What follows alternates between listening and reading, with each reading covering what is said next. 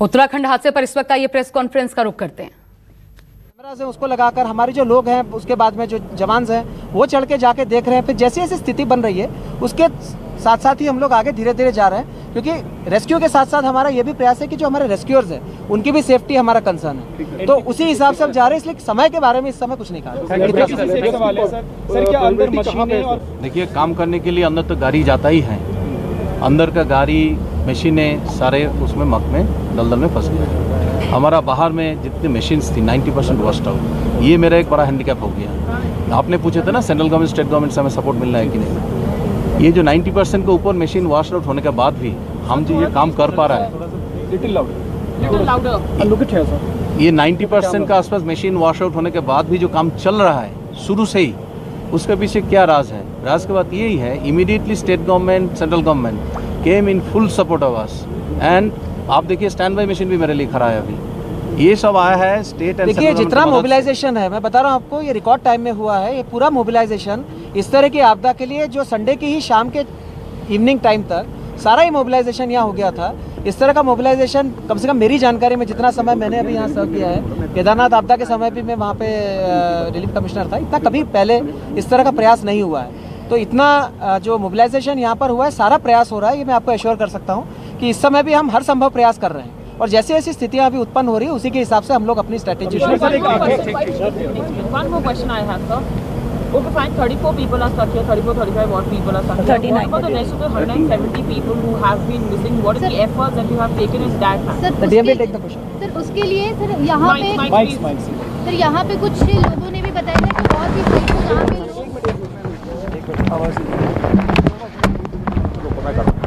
यहाँ पे जो हमारी रैनी साइड थी वहाँ पे भी हमें 4 बॉडीज मिली इसी के दौरान।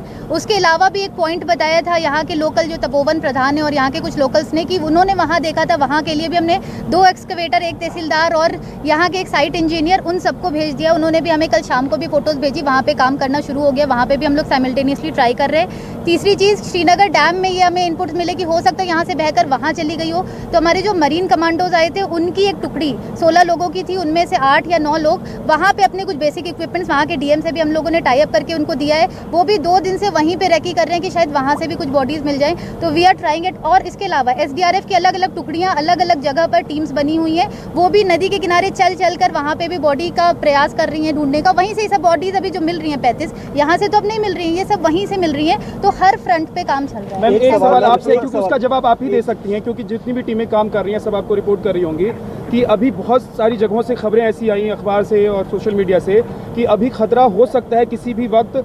जो लोग यहाँ काम कर रहे हैं, जो हम लोग रिपोर्टिंग करें, आप लोग काम कर रहे हैं, ऐसा भी आने वाले दिनों में संभव हो सकता है कोई खतरा आने वाला है, क्योंकि ऊपर मड है, ऊपर कीचड़ है, पानी जमा है। इस पर कुछ आप बता पाएंगे देश को?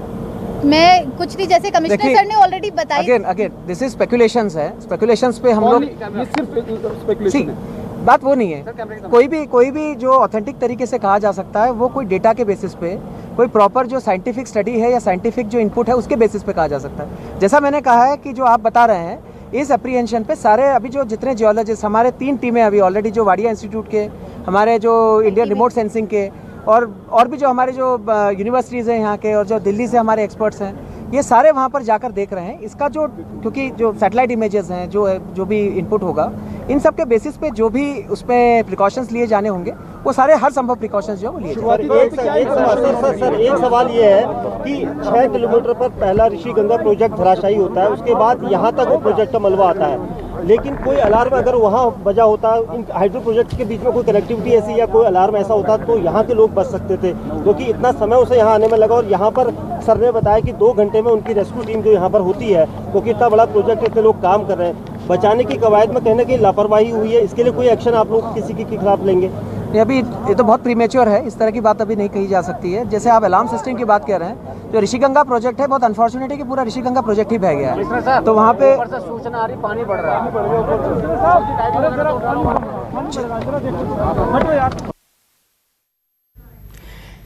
तो ये देखा आपने, प्रेस कॉन्फ्रेंस चल रही थी, अचानक से उधर बताया गया कि पानी बढ़ रहा है। अचानक जो वहां पर अधिकारी तमाम लगे हुए रेस्क्यू ऑपरेशन में, वो उठ खड़े हुए शायद ये क्या चिंतित करने वाली स्थिति है। मेरे साथ राहुल प्रकाश मेरे सहयोगी जुड़ गए हैं इस वक्त, इसके अलावा डॉक्टर बीके खन्ना विशेषज्ञ आपदा प्रबंधन वो भी हमारे साथ जुड़ गए हैं। लेकिन पहले राहुल का रुख करूंगी। राहुल, इस वक्त की स्थिति क्या है, हालात बताइए ताजा।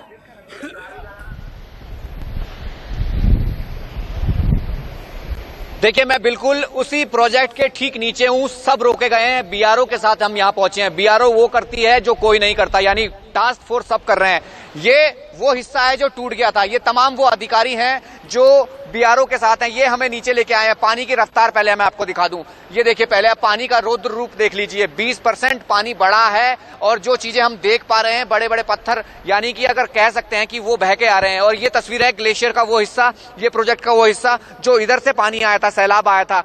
ये सैलाब कितने ऊपर तक गया था, आप उसकी तस्वीर देखिए। ये जो अधिकारी हैं तमाम, ये इस चीज का मुआयना कर रहे हैं। ये रुके हैं, ये सड़क बना रहे थे, ये स्थायी पुल बना रहे थे। सर, मैं सबसे पहले जानना चाहूंगा कि अभी आप लोगों को क्या पता चला है कि रेस्क्यू, अभी आपने काम रोक दिया है, क्या आपको पता चला है पीछे से? नहीं, काम तो इसलिए रोका कि अभी अलर्ट मिली थी कि नदी में पानी मतलब बढ़ गई है। कहीं पीछे से पिछले वाले जो 3-4 दिन पहले जो इंसिडेंट हुआ था ऐसा ना हो जाओ, तो उन्होंने अलर्ट किया था कि आप लोग थोड़ी दूर हो जाओ, मतलब पानी से बाहर आ जाओ। लेकिन अभी थोड़ी पानी मतलब हम लोग देख रहे हैं कितना प्रतिशत पानी बढ़ा है, आपको क्या लग रहा है? पानी तो बढ़ गया, ऑलमोस्ट 2 गुना पानी बढ़ गया।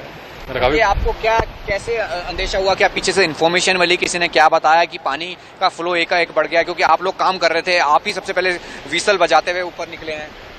नहीं, हमारे जो जैसा सेंट्रीज है जो रूटीनली मतलब इसको देख रहे हैं, तो वो लोग तो बता ही दिया, अचानक पानी बढ़ गया था। एंड मीनवाइल और भी एजेंसीज के थ्रू भी ये अलर्ट मिली थी। तो ये कब तक रोका जाएगा? आपको क्या लगता है कि अभी कितनी देर तक इसको वॉच करना है? नहीं, अभी हम थोड़ी देर देखेंगे, उसके बाद अगर पानी ऐसे ही रहेगा तो फिर लोगों को वापस बुला रहे हैं। तो अभी फिलहाल रोक दिया गया है मतलब थोड़ी देर के लिए 10-15 मैं एक तस्वीर आपको दिखा दूं। ये देखिए, पहले मैं यहाँ तक आया हूँ, यहाँ तक आना अलाउड नहीं है किसी का। मैं आपको ग्राउंड रिपोर्ट इसलिए दिखाना चाहता हूँ कि जिस जगह सैलाब आया था मैं उसी जगह पे हूँ। ये पुल टूटा, पुल का निचला हिस्सा स्थायी पुल बनाया जा रहा है। और ये पानी की रफ्तार देखिए, पानी का बहाव देखिए, और पानी को जिस रंग में आप देख रहे हैं, जो आवाजें सुन पा रहे हैं, अगर आपको आवाजें सुनाई दे रही है, पानी की आवाजें, ये पहले सुनाई नहीं दे रही थी। ये तस्वीर यहाँ की है, ऋषिगंगा प्रोजेक्ट के ठीक नीचे की, जहां मैं मौजूद हूं। और ये पूरी तरीके से अभी ये कहा गया है कि अभी काम नहीं होगा, पानी लगातार बढ़ रहा है। ये तमाम वो अधिकारी हैं, यही नीचे हैं, यही सबसे पहले तमाम मॉनिटरिंग करते हैं चीज की, यही एक स्थायी सड़क बनाते हैं, रास्ता बनाते हैं। ये फ्रंट वॉरियर कहा जा सकता है इनको, क्योंकि जिससे पैरामिलिट्री तमाम काम करती है, आईटीबीपी कर रही है, एसडीआरएफ, एनडीआरएफ, तमाम वो लोग काम करते हैं। इन्हीं की वजह से यहाँ पे मैं खड़ा हूँ। ये लेके आए, ये दिखाना चाहते हैं कि असल स्थिति क्या है, कहाँ तक हम पहुंचे हैं, कहाँ तक नहीं। ये रेस्क्यू जो चल रहा था, यहाँ से सबसे पहले कनेक्टिंग जोड़नी है दूसरे गांव की, ठीक ऊपर वो गांव कट चुका है। नीचे पानी बजा, पानी के बहाव तेज हुआ, ये आप सामने देख रहे होंगे लोग, ये सीधा ऊपर भागे। गाड़ियां जो थी नीचे थी सब ऊपर कर दी गई। एक तस्वीर और दिखाऊं, ये जेसीबी नीचे थी, तमाम गाड़ियां, इनको ऊपर किया गया है। आप जहां देख रहे होंगे, आपको इस वक्त ये रेस्क्यू का जहां काम चल रहा था पूरा खाली दिख रहा है। यहाँ सिर्फ हम मौजूद हैं, सारे अधिकारी बाहर हैं, अंदर किसी को नहीं आने दिया जा रहा।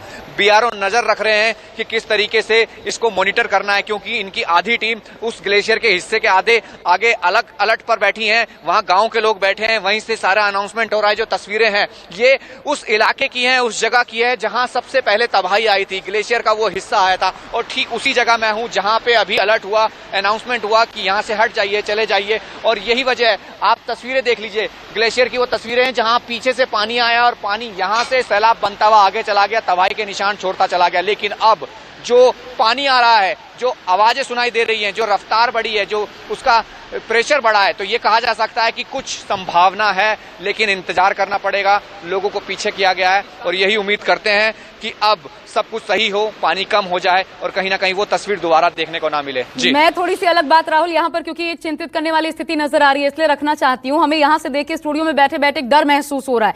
आप वहां पर बहुत नीचे मौजूद हैं और जैसा पिछली बार हमने देखा जब संडे को यह हादसा पेश आया, अब सेकंड्स नहीं लगे, लगभग 1 मिनट में वहां से सायरन बजेगा। ये ऊपर जहां आप खड़े हैं मुझे दिखाई दे रहा है, और ऊपर तक पहुंचने में 5 मिनट का वक्त लग जाएगा। अभी एक अधिकारी कह रहे थे प्रेस कॉन्फ्रेंस के दौरान कि रेस्क्यू जरूरी है, लेकिन उस दौरान लापरवाही नहीं बरती जा सकती। लेकिन अभी ये अपने आप में संकट क्या मोल लेना नहीं है थोड़ा सा ज्यादा, क्योंकि हम यहां से आपके लिए भी, वहां जो लोग मौजूद हैं अधिकारी, बीआरओ जिसको आप फ्रंट लाइन वर्कर्स बता रहे हैं, उनके लिए भी चिंतित हैं।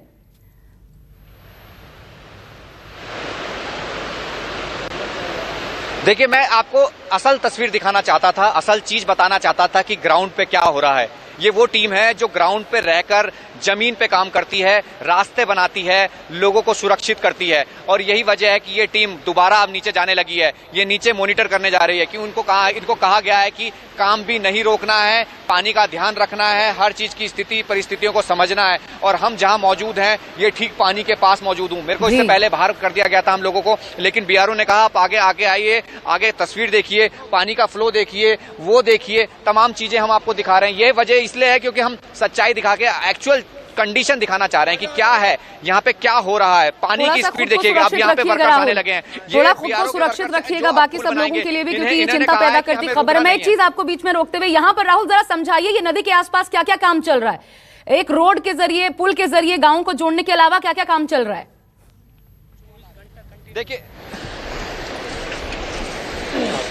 देखिए ये सबसे पहले मैं तस्वीर दिखा रहा हूँ। ये जो पुल है ये टूटा था।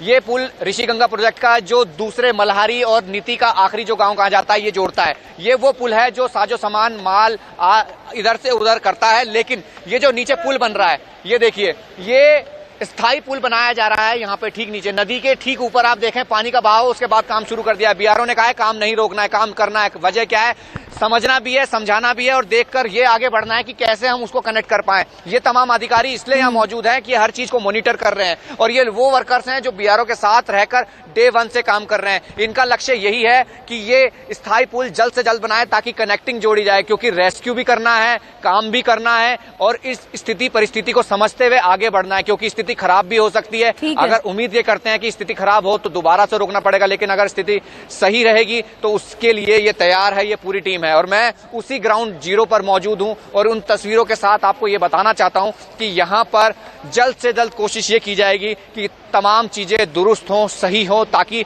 जो तबाही की तस्वीर हमने पहले देखी वो अब देखनी ना पड़े। ठीक है राहुल, बने रहेगा मेरे पास। बीके खन्ना जी भी मेरे साथ जुड़े हैं। उसके पहले एक छोटी सी जानकारी हाँ में ना में दे दीजिए राहुल, क्या टनल में भी रेस्क्यू ऑपरेशन शुरू कर दिया गया है?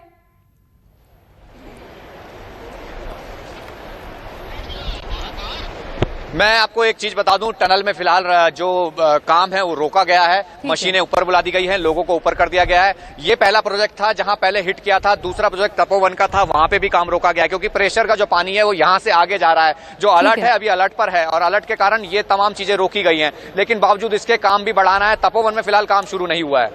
जी, बी सेफ राहुल, यही कहना चाहूंगी यहाँ से, क्योंकि देख के हमें यहाँ से डर लग रहा है। वो स्थिति जो हम लोगों ने देखी थी वो भयावह थी, मतलब कल्पना दोबारा न की जा सके, वो ऐसी वाली स्थिति थी। मेरे साथ बीके खन्ना जी, विशेषज्ञ आपदा प्रबंधन, इस वक्त जुड़ गए हैं।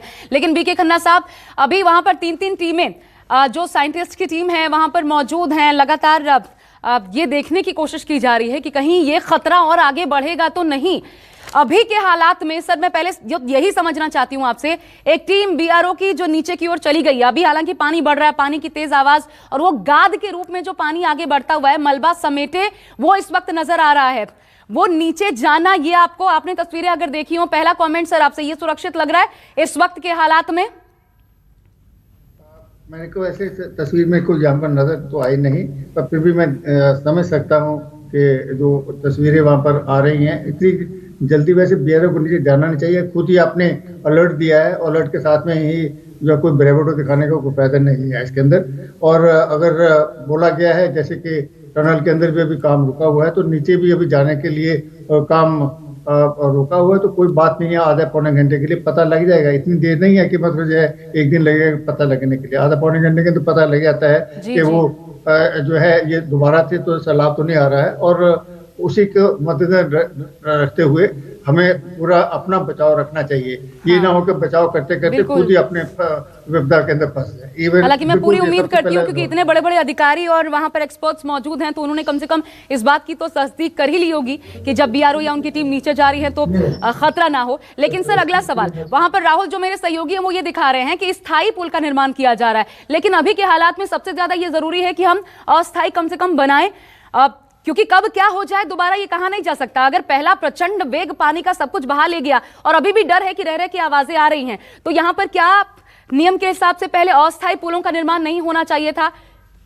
ने अस्थायी पुल जो आमतौर पर बनाया जाता है ये टेम्परेरी है। इनफैक्ट आर्मी के अंदर भी हम जो है बनाते हैं जब वॉर वगैरह के अंदर जाते हैं, तो ये मतलब जो है बना के एकदम से लिफ्ट किया जा सकता है, ज्यादा टाइम नहीं लगता है इसके अंदर, और उसके बाद लिफ्ट करना भी बहुत आसान होता है।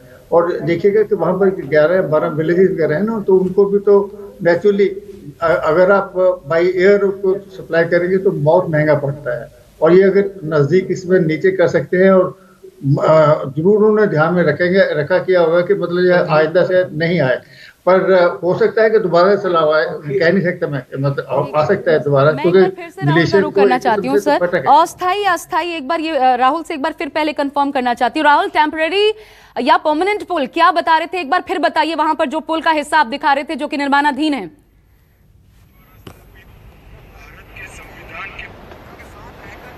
देखिए, मैं आपको जो तस्वीर दिखा रहा हूं कि किस तरीके से यहाँ पे स्थायी पुल का निर्माण किया जा रहा है। सबसे पहले बात की जा रही थी कि रेस्क्यू किया जाना है, रेस्क्यू चल रहा था, उसके बाद कनेक्टिंग जोड़नी थी।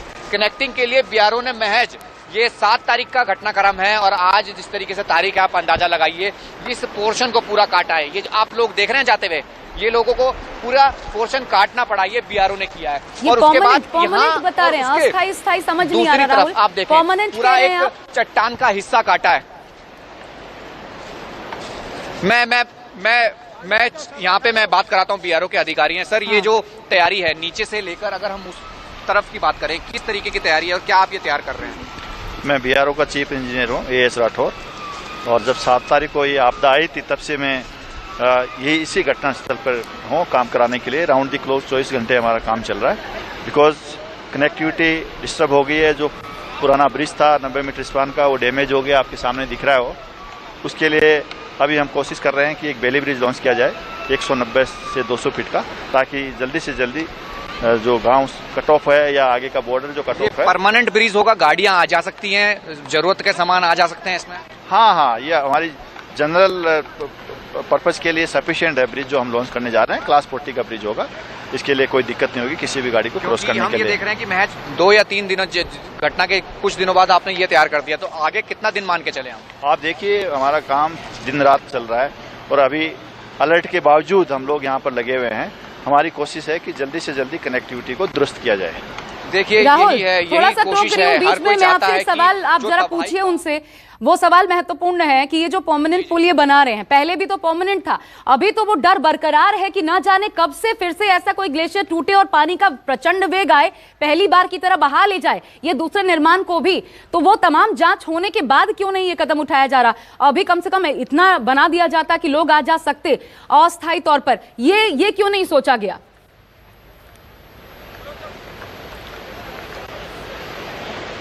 देखिए सर, आपसे एक सवाल मेरा ये भी है कि पहला जो पुल था वो भी काफी मजबूत था, वो भी बनाया गया था, वो भी इस वेग में बह गया, तबाह हो गया। ये जिस तरीके का पुल बनाया जा रहा है, ये किस तरीके का पुल है? क्योंकि अभी तो तस्वीर बदली नहीं है, लोगों के मन में खौफ है, अगर ऐसा होता है तो कितना इसको मजबूत माने, क्योंकि पहले भी तो कोशिश की गई थी अच्छा बनाए, ये कैसा होगा फिर? नहीं, देखो, अभी तो हमारा एम है इमीडिएट कनेक्टिविटी देने का। ये जो 4 दिन पहले जो घटनाएं हुई थी, ये सो कॉल्ड नेचुरल कैलेमिटीज हैं, ये वंस इन ए वाइल आती है, ये हमेशा नहीं आती है, वंस इन वाइल आती है। लेकिन जो अभी इमीडिएट कनेक्टिविटी के लिए इस टाइप का परमानेंट ब्रिज या मजबूत ब्रिज इतने कम समय में नहीं बनाया जा सकता।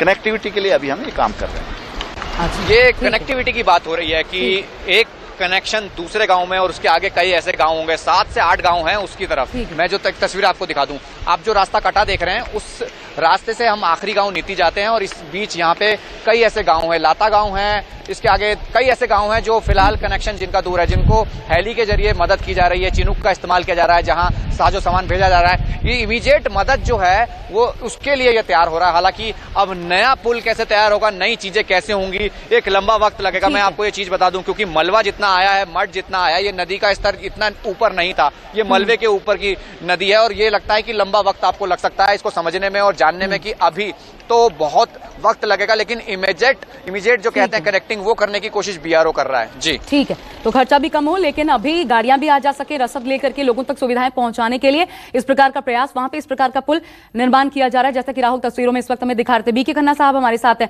बीके खन्ना जी, मैं आपसे अब ये समझना चाहती हूँ सर, अभी हमने देखा कि कुछ स्ट्रैटेजी में बदलाव किया गया है, यानी उस टनल के भीतर की बात करना चाहती हूं जहां पर लगभग 39 लोग फंसे हुए हैं, या एग्जैक्ट फिगर भी हमें नहीं पता। एक आंकलन किया जा रहा है कि 35 से लेकर के 40 तक या 25 से 35 भी हो सकते हैं, इतने मजदूर और प्रोजेक्ट मैनेजर्स फंसे हुए हैं।